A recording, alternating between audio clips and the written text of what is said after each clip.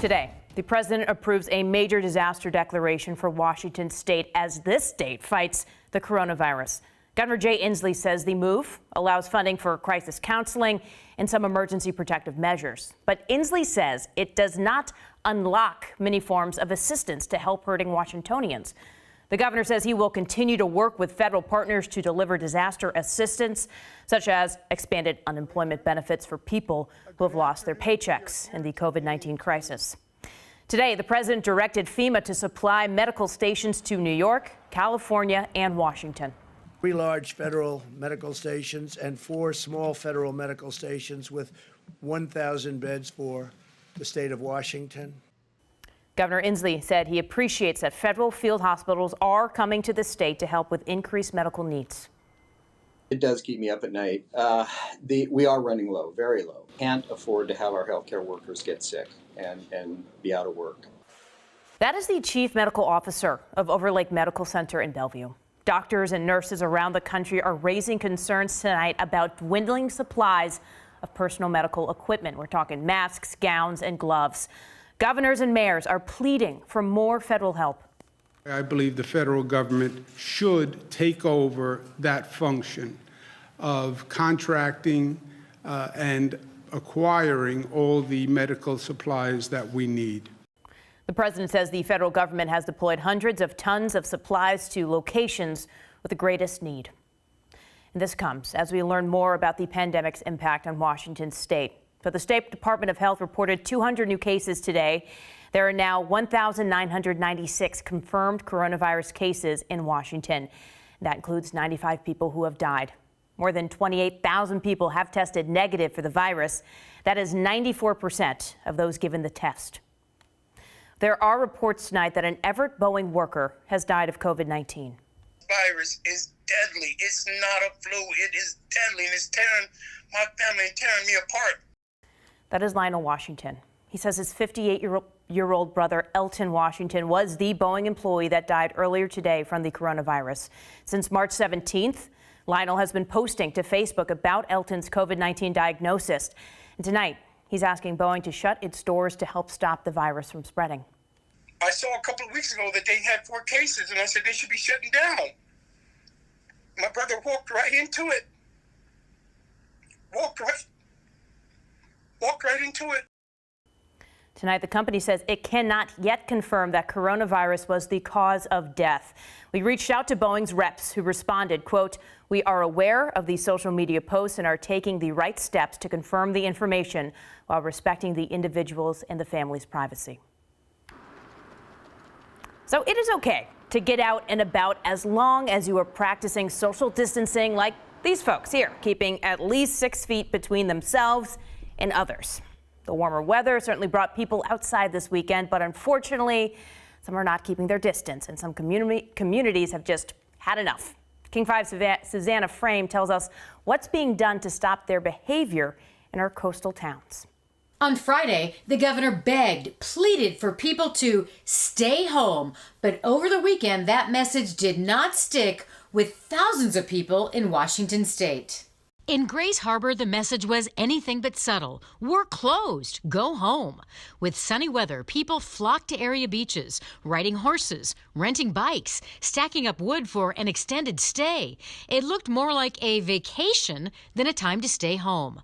Vicki Raines is a Grays Harbor County Commissioner. I have to just kind of shake my head and ask, what are people doing? Why are they here? Locals on the Olympic Peninsula put out the same message. Tourists, go home. Our lives mean more than your vacation. And Olympic Peninsula is closed. Hashtag stay home. It's as though the governor has issued a 6-week break on school and people have decided to go on vacation. That's challenging for us here. We're a rural community. We don't have the healthcare resources that other communities have. The crowds didn't just head to the beach. Rattlesnake Ledge Trail near North Bend overflowed with hikers. Parking to hike Wallace Falls in Snohomish County was packed. And in Seattle, people played basketball, tennis, and climbed in playgrounds, despite a King County order closing all of those locations. If we're using shared equipment of any sort, then that's not good. Dr. Howard Liebrand, Skagit County's public health officer, says playing soccer, tennis, climbing around on a playground creates what he calls touch points, items we're sharing inside or out. Those touch points, if they've been touched by other people, they likely have COVID germs on them, and you can acquire it that way. You touch the railing, you touch the chain, and then you touch your face, and you've got COVID. And staying 6 feet away from each other, even outside? The answer is yes. And the reason for the 6 foot distancing is because in normal conversation, we all spit just a little bit. I mean, that sounds gross, but that's just the way it is. And that spit goes 2 or 3 feet. If you're talking face to face with somebody, it's quite likely that some of your germs are going to get on them.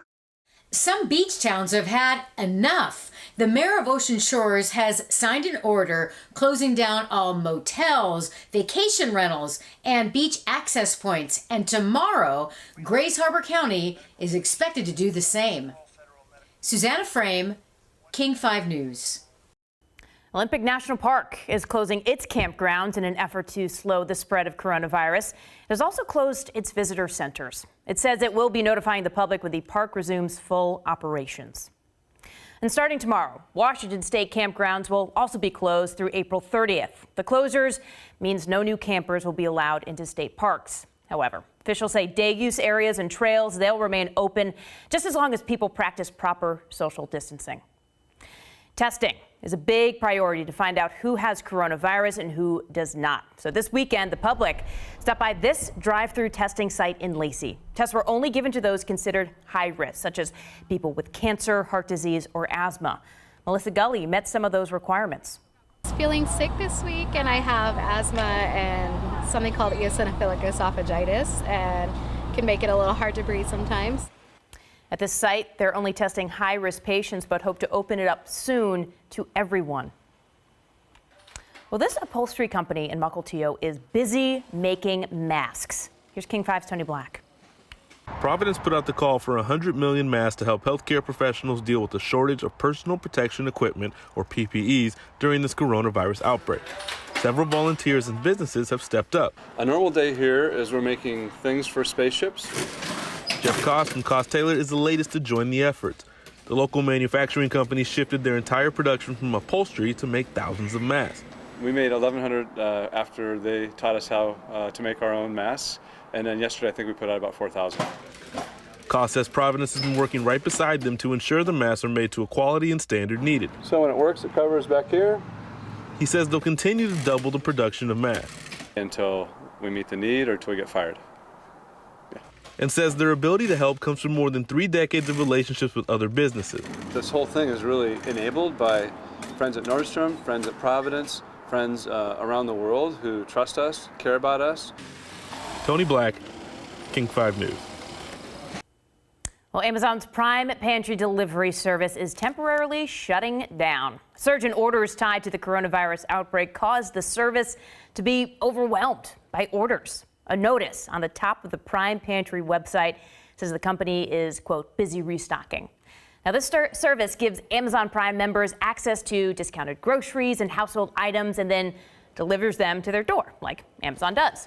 Amazon did not say when the pantry would reopen.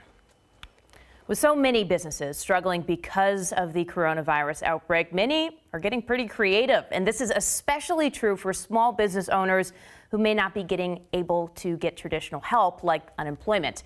King 5's Amy Marino has more on one Seattle diner that's hoping their bailout might come from burritos. It's not just the customers who have disappeared from Greenwood's North Star Diner. Last week, owners Tony and Cato Lombardi were forced to make a heartbreaking choice. We kept, trying to avoid laying people off, and, last Sunday we had to let everyone go. The co-owners continued doing it on their own, preparing takeout and selling it through traditional channels, but they could barely make ends meet. Cato works outside the business, but if they close, Tony likely wouldn't be able to get unemployment.